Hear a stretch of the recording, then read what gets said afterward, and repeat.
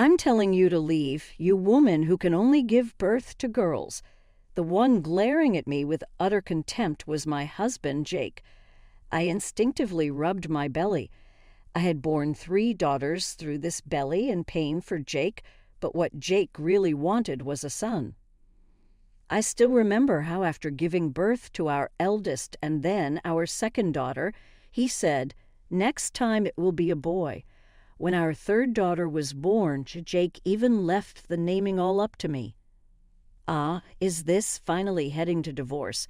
I felt like sighing with a faint smile. My husband assured me not to worry about a successor.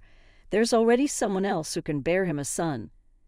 I'm Susan, a full-time homemaker, and I just turned 40. I live with my husband, Jake, and our 3 daughters. It's been 3 years since I gave birth to our third daughter. This month I've decided to quit being a homemaker to go to work. Work? It's because on Jake's salary alone we couldn't afford to provide lessons for our 2 older daughters. I decided to work for the sake of our 3 children.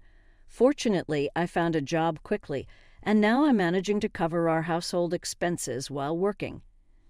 Lately, Jake's been griping more and more about how his folks are getting on in years and that I should be the one to take care of them. Would be a big help if you could quit your job to look after my parents, Susan. That's out of the question right now. Why? We can live comfortably enough on just my salary if we don't splurge. Splurge? I've never done that. I'm working because your paycheck alone won't cover extracurriculars for the kids. They don't need any extracurriculars.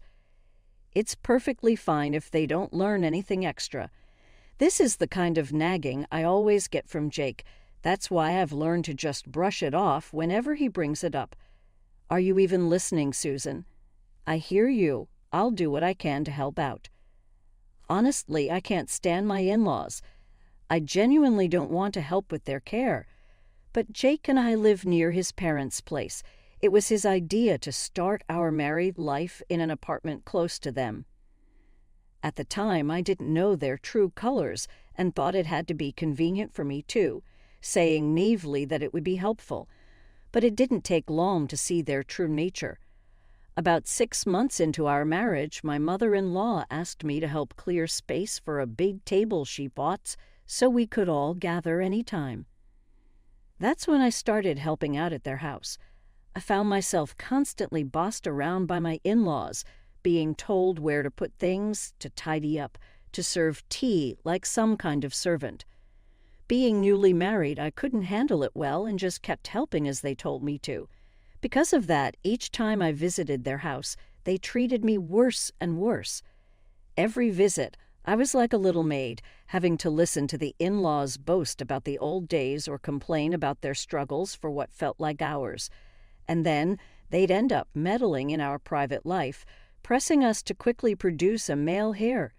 Even my husband, who said he wanted kids, would say things like, "Of course, I prefer a boy. Actually, if it's not a boy, there's no point in having one." When I was pregnant, all that those 3 cared about was the baby's gender. When they found out our first child was a girl, they insulted me and said things like, "Well, there's a saying, first a girl, then a boy. She'll be handy to have around." When the second and third turned out to be girls too, the in-laws openly lost interest in them. They just kept saying, "Next time make sure it's a boy." Why is this house such a mess? There's no rowdy boys running around, and still you use being busy as an excuse. Can't you even clean properly? Maybe it's your laziness that's why you can't have a boy. All these girls and all they'll do is get married off elsewhere. They can't be successors. You should be taking care of us, the heads of the family, instead of wasting time on girls who are no use as heirs. To think these are their own grandkids they're talking about. I never invited them in the first place, and I sure as heck don't want to go to their place. Being dragged to their house and treated like this is more than I can stand. I've told Jake countless times that I want to keep our distance from his parents, but it's like talking to a wall. The house being a mess is a fact. Girls are supposed to play quietly and read books, right? Instead, they just scatter their stuff everywhere. If you can't manage housework and childcare, which are supposed to be a woman's job, then it's no wonder you're being criticized. How can you say that when we're both working to raise our 2 kids? It's impossible for housework and childcare to be only my responsibility. If working is your excuse, then just quit and be a stay-at-home mom. If you can't do that, then what my mother's saying is right. You think you can support me and our 3 daughters on your salary alone. That's why I'm working too. It gives me a headache just thinking about it. Sure, there was a time when men worked and women took care of the home and kids, but those days are long gone.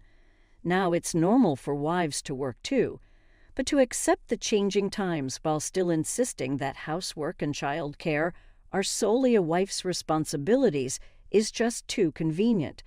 No matter how much I try to convince him, Jake just won't change. Mom's right. It must be as Dad says every time. I heard these words. Thoughts of divorce crossed my mind. But my daughters, oblivious to everything, were fond of Jake. Only the eldest, a middle schooler, seemed to have some reservations about Jake. Being in the throes of adolescence, she didn't seem to be very interactive with Jake yet. Whenever I saw the 3rd girl innocently laughing and clamoring to be held by Jake, calling him Daddy, Daddy, I couldn't bring myself to go through with the divorce. 3 months had passed since then. For some reason, Jake started coming home late more frequently. I was suspicious and asked him when he returned home, "Jake, you've been quite late recently. Is something up at work?" "No, it just happened today. A junior messed up and I had to cover some overtime." At first, I believed his words, but he began to come home late more often, and I asked again. Then Jake started making excuses, like he was held up at work entertaining clients or meetings with partners. Ran long even as I started to suspect Jake's words and actions. I couldn't muster the courage to take that step away because I didn't want to deprive my children of their beloved father. I started to pretend not to care about Jake's late returns. Half a year had gone by. In this way, a colleague I worked with mentioned seeing Jake walking in the downtown area with a young woman. I dismissed it to her, saying Jake was at work, but she insisted she wasn't mistaken. Our families are close, often going camping or having barbecues together on holidays, and my daughters are around the same age as hers. Jake and she always got along well whenever they met, so I knew she couldn't have mistaken someone else for Jake. But even knowing this, my desire to trust Jake was stronger, and her suggestion to approach him next time made my heart skip a beat. I told her I'd talk to Jake about it, hoping it was just a misunderstanding. I went to see a private investigator immediately after work and requested a surveillance operation. 5 days later, the investigator got back to me saying it had been quite straightforward. When I met the investigator after work, I was presented with substantial evidence. There were several photos of Jake entering a hotel with another woman, and the results were incriminating. I decided to confront Jake about the affair as soon as I got home. Though he had gotten home before me, he was just looking at his phone in the living room. I saw my eldest daughter take her younger sisters to her room, and while I felt sorry, I couldn't keep it to myself. "Jake, can you explain this to me? You said you were working overtime or entertaining, but is entertaining clients at a hotel part of the job?" Jake didn't respond to my words and just started making a phone call with a cold expression. For some reason, Jake remained silent, determined not to speak. "So your silence means you admit it's true? It's none of your business. You really think a husband's affair is none of his wife's business. It's none of your business." No matter how many times I asked, Jake only repeated that it was none of my business. Then suddenly the doorbell rang. While I was thinking of pretending we weren't home, Jake quickly went to open the door. In came my in-laws and the woman from the investigator's photos. "What's going on? Did you call them here?" I hadn't planned on telling the truth until everyone arrived. "Well, now that everyone's here, explain these photos." I challenged Jake again with the photos. "The girl there is pregnant with a boy. Our family has always needed a son to carry on the family line. I told you before we got married that we needed a son, but you kept having girls, so you're no longer needed and should leave right away. Just when I thought Jake was starting to make sense, he handed me a divorce paper with an explanation that didn't make any sense. Hold on, pregnant. How many affairs do you need to have for that to happen? Sure, I knew about the son issue, but we can't choose the gender of our babies. Besides, you always seem to love our daughters. Susan, you've heard the story, but you're someone who could only have girls. Just leave this house quietly. I'm sorry, but I'm not talking to you. I'm talking to my husband, Jake. What's going on? As I pressed Jake for answers, my in-laws interjected. That's enough. We're finally having the boy we always wanted. It's best for you who couldn't do anything to leave. I'm not talking to you. I'm talking to you, Jake. So why do both of you come barging in? Don't try to change the subject. At my words, my husband let out a heavy sigh. Enough already. There's no need to discuss this. All Susan has to do is leave this house quietly. What are you saying? We have 3 daughters, and you know as well as I do that it's impossible for me to support all 3 with my current income, right, Jake? That's none of my business. You're the one who wanted to have 3 girls. Just get out already. Don't be ridiculous. What do you mean wanted? You used to dote on all 3 of them too, didn't you, Jake? Why would you say something like this all of a sudden? I thought it would be trouble if it kept ringing until our daughters returned from their lessons, so I reluctantly decided to answer my husband's call. Good, you finally picked up. What do you want all of a sudden? I was about to hang up coldly when my husband suddenly raised his voice. The legs. I mean the crotch. According to my husband, the child that his mistress had given birth to was a girl. Moreover, it wasn't a case of a mix-up during the ultrasound. The doctors had been saying it was a girl from the start. The mistress had lied about the baby's sex because she wanted to marry my husband, who apparently would have considered divorce if it weren't a boy. But his parents put a stop to that. They were worried about not having any grandchildren if things continued as they were. So my husband called off the divorce. He was supposed to be thinking about having another child right away, but his life was in shambles, and he couldn't focus on that. Right after the birth, she couldn't work and had no income. She refused to do housework perfectly because of child rearing, and she flatly denied doing any caregiving for my in-laws. Of course, if you're living with a baby who may or may not have a steady head yet, it's going to be like that. It's tough to take care of household chores perfectly when you're desperate with a baby and you don't have the physical strength or spare energy to take care of elderly parents. Yet, living with this new wife, my husband now told me he was thinking of divorce again. So what do you want me to do about it? I responded coldly, and my husband said, Susan, please, can't we start over? As if I have any intention of getting back together with you now, I lashed out at him. Don't talk like that. Despite having thorns, like a rose, you're delicate and bloom beautifully, aren't you? I love that about you, Susan. Let's give it another try. My husband was trying to hold me back with his poetic words. Those words gave me chills.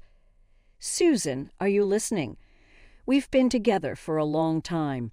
Your feelings haven't changed just because we've been apart for a bit, have they? Perhaps I would have been moved by my husband's words of love if this were back when we were married. But after discovering his affair and getting a divorce, I could feel it was coldness. I just gave a bitter smile. You're smiling, so that means you forgive me, right, my husband? Happily misunderstood, huh? You're totally clueless. That was a bitter smile. I'm not laughing, and I haven't forgiven you. Why you have to say that, Susan? Please consider getting back together. Haven't we always been doing well? You were happy with me, weren't you? We were not doing well. That's why we fought so many times. I wasn't happy. That's why I divorced you. It was you who said you didn't need me. That's true. Right, then we can start over. It was me who suggested we break up, so I'm suggesting we start over. Let's do it." My husband started spouting nonsense about wanting to reconcile. He even brought up old times, and honestly, I was fed up. But then a thought struck me, and I changed the subject. "Oh, about Kate. Why do you know her name? She didn't introduce herself that time, did she?" My husband sounded surprised when I mentioned the name of my remarriage partner.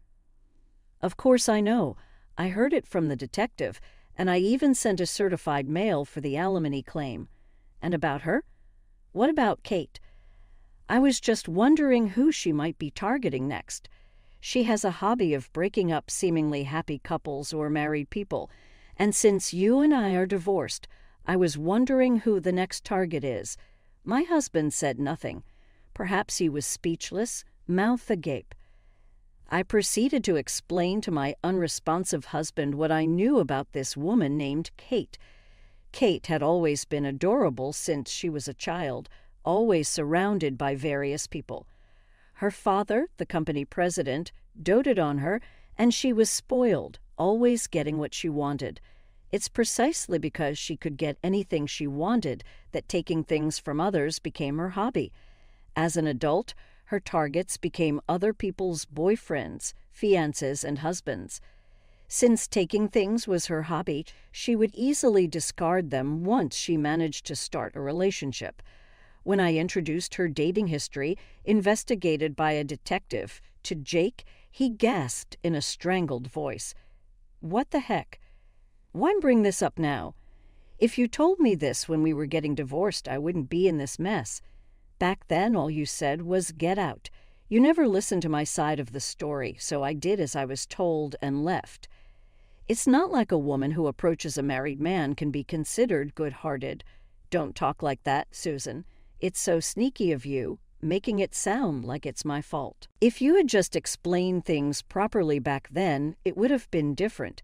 Jake, for some reason, started to speak in a defeated tone, playing the victim when he spoke to me. Angered by words, I snapped at him. "What are you on about? You're the one in the wrong. Not like you are wrong. Why don't you just live however you want? I don't care anymore." At my words, Jake suddenly spoke in a softer tone. "Susan, it's going to be tough raising 3 daughters all by yourself.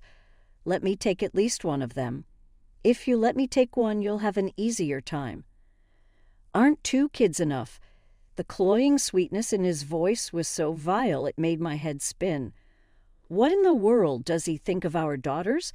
I could never send them to live with such a man. Neither Jake nor his parents really wanted the girls because they loved them. He kept saying, "Any girl would do," or "just one," talking about them as if they weren't people. I could only see a future where they would be preyed upon by Jake and his parents. I knew that as they grew up, they would receive the same terrible treatment I did. That's why I refused adamantly. "Don't be ridiculous. I will raise my daughters properly."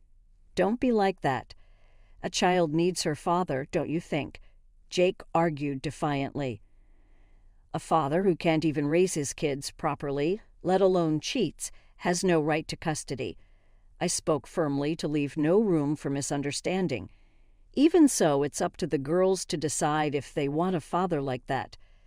They're too young to decide for themselves now, so I'll take responsibility and raise them. Enraged, I conveyed my feelings and hung up the phone on Jake. I don't know if it was because I immediately blocked his number, but I never heard from him again. Months went by. It seems Jake and Kate's divorce went through without a hitch. Kate went back home with her newborn child. Apparently, the child's father is also married, and she is being sued for alimony, not just by Jake, but also by his actual wife. Strapped for cash, she seems to be working hard at raising her child with the support of her parents back home. Terrifyingly, she shows no signs of remorse. She is aware that what she's doing is wrong, and if caught, she pays alimony as a sign of her sincerity. However, it seems that the money is also being provided by her father, who is a company president, allowing her to live a carefree life. It appears that the reason Kate went after my husband was just a whim. With her natural beauty and status, she would freely take other women's boyfriends and married men. And she decided to target married men as her next conquest. It just so happened that Kate set her sights on Jake and me when she saw us in town. It was a complete nuisance to have our lives disrupted by her caprice. And the reason Kate decided to marry Jake, something she usually didn't bother with after taking a man, was because Jake was indecisive and indulgent towards her. It seems Kate wanted a man who would treat her like a princess, indulging her every whim and buying her whatever she desired. Now I couldn't care less about it all. I was stunned by the sheer audacity of not just my easily swayed husband, but also Kate, the woman he cheated with. My husband Jake was deceived by his affair partner, but he had the chance to refuse and didn't take the bait. No matter what stories I hear, the fact that Jake betrayed me won't just disappear. I also heard that Jake's family was ostracized by friends and relatives and had moved far away. They only stormed into my house once after the move. Susan, stop being stubborn and hand over one of the kids. That's right, Susan. It's not good for a child to receive all the love from just one parent. We'll raise her together, the three of us. Please stop. I'm fine raising her on my own. Thinking that my youngest daughter, who was still too young to understand, would be okay, the three of them came with a menacing look to take her away, and I resisted desperately. You can't handle it, Susan. You can't raise her while working. Hand her over. Susan, poor thing, don't worry. We'll raise her properly no matter what. I said, but they wouldn't listen. Stop. Don't take her. This is kidnapping. My youngest daughter cried loudly, and I screamed just as loudly. Thanks to our cries, the nearby residents gathered and quickly restrained the three of them. After a while, the police arrived from a call and took the three away. I repeatedly thanked my neighbors, relieved that my daughter was safe.